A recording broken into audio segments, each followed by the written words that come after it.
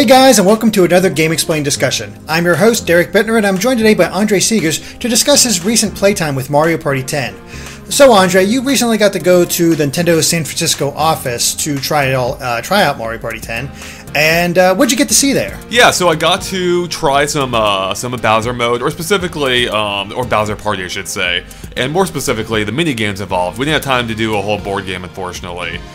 So we got to play some more of the, basically 4 versus 1 mini games, where one person's Bowser, the other people are, the Mario characters, and Bowser's trying to take them out.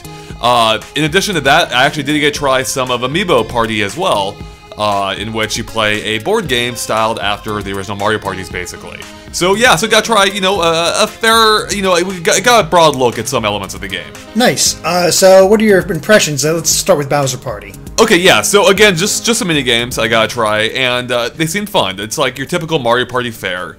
And as I mentioned, one person's Bowser and he's taking on the other 4. And it seems like within the context of Bowser Party, it'll work really well, because the way it works here is that each character basically has like a health meter, essentially, or hearts.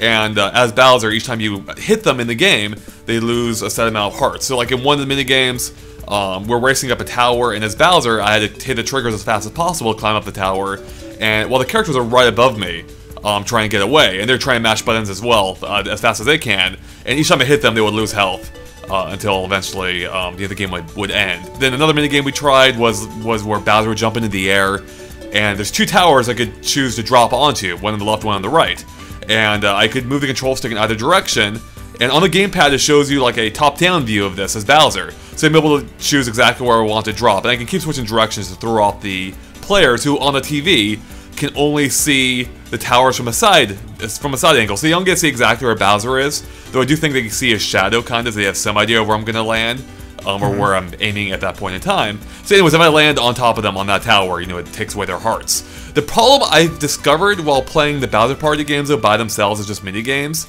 is it doesn't really seem to track, like, there's really no way to win or lose, it seems. Because they're losing hearts, it doesn't matter when you're just playing mini games, but they don't carry over to the next mini game or to the board game as it does in the actual Bowser Party mode. So it seems like within the context of the board game itself, they'll work well, but it's kind of weird playing them by themselves because you can't actually kill any of them, I don't think, permanently. So they're like no one really wins or loses if you're just playing the mini game, if that makes sense. Yeah, I think so. So what about Amiibo Party? Because that's always been sort of the mystery one. Is like, it seems like the traditional Mario Party games, except a very basic board. And is that pretty much what it is, or is it any different? I mean, that really is it. Like, it feels like a simplified Mario Party, 1, 2, and 3. What's funny is I started saying that there. I'm like, hey, this feels like and then like before I could even get it out, the Nintendo PR guy there was like, yeah, like the old school Mario parties. I'm like, yeah, that's exactly it. You know where I was going with that. So yeah, it's very true to the original games, in that you're trying to collect stars. I believe they cost 20 coins each or around there. And so you're going around the board collecting stars, and you collect and you collect coins to pay for those stars from the mini games you play. And you actually play one mini game, after everyone's taken their turn. Yeah, so the main difference is it's a very simplified version of that game. Like, you're just going around a simple board.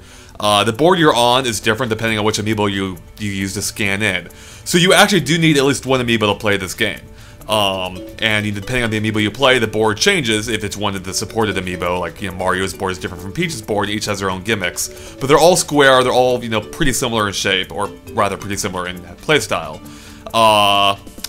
What's cool though is you actually can mix and match. So we saw before that the boards are made up of 4 quadrants, or yeah, 4 pieces, and you actually can swap out different pieces from different amiibo boards. So you can actually customize the board to kind of like to your liking, basically, taking different elements of different boards, which is pretty neat. So the weird thing though is, as I mentioned, you need at least one amiibo to access a mode at all, and then each additional player you have can also use amiibo if they want, or if they don't, they can just play as a standard game piece. So it's actually kind of funny. If you play as an amiibo, you get like a player piece that looks just like your amiibo that you scan in. But if you have someone playing as a non-amiibo, as just whatever they call it in the game, they actually play as like a paper cutout version of that character.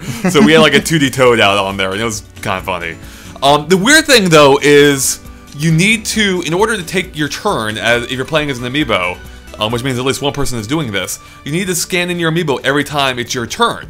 So if you want to roll a die, you scan it in, and if you want to like use a token piece, which some amiibo you can get, and you can use you can actually save this token piece to your amiibo, and then you can use that at any point during the board game if you want. And that gives you like a special ability. Anyways, but yeah, in order to use that, you have to scan in your amiibo. So basically, if everyone's using an amiibo, it's kind of awkward. Because you have to have a gamepad near all the players, or pass the gamepad around. Everyone has to have their amiibo handy, scan in on their turn, roll the dice that way. And then at the same time, they're all actually, everyone's holding a Wii remote too. But that's how you play the minigames. So it's weird. I have no idea why the amiibo is a requirement beyond like the initial scanning in. Like, I don't know why you have to scan in every time you play. And it seems like that could be a little bit annoying playing the game. Yeah, that seems really odd. It is really weird. I don't know why they did it that way. And, you know, to be fair, I didn't get too much time with the Amiibo Party mode. Maybe it makes more sense having the game, you know, once we get the retail copies in. But, yeah, it was a little bit odd. Aside from that, you know, I enjoyed it from what I played. Again, the brief amount of playtime I had. I like the mini games, which are, you know, your typical Mario Party fare. And I do like the fact that it is, you know, more true to the original Mario Parties, which are my favorites. Very similar in style, but the boards themselves aren't that exciting. You know, all the boards look the same. Even though I only played one, but we've seen footage of the other boards. You know, they all look very similar, and there isn't a whole lot of choice as they're going through them. You can use like you can acquire different die, kind of like how Mario Party 9 handled it. You can like acquire, say, a power up that lets you roll 5 dice at once. So you can roll 5 dice at once, and you can move around the board a lot more in one turn.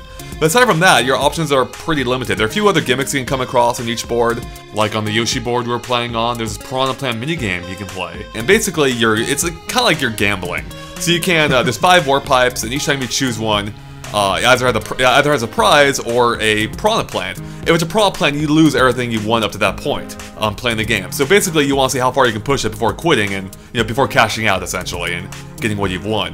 But, you know, it seems to be, you know, it seems like it's really chance-based. It doesn't seem like it'll have quite the skill that the past, or quite the strategic element that past Mario Parties did, maybe, but it's really hard to say at this point. So that's just my initial impressions based on a few turns around the board. Yeah. Alright, well, I think that about covers it for our Mario Party 10 discussion, so thank you guys for watching, and if you like this video, be sure to like us on Facebook and Twitter at GameXplain, and of course stay tuned to GameXplain for more on Mario Party and other things gaming too.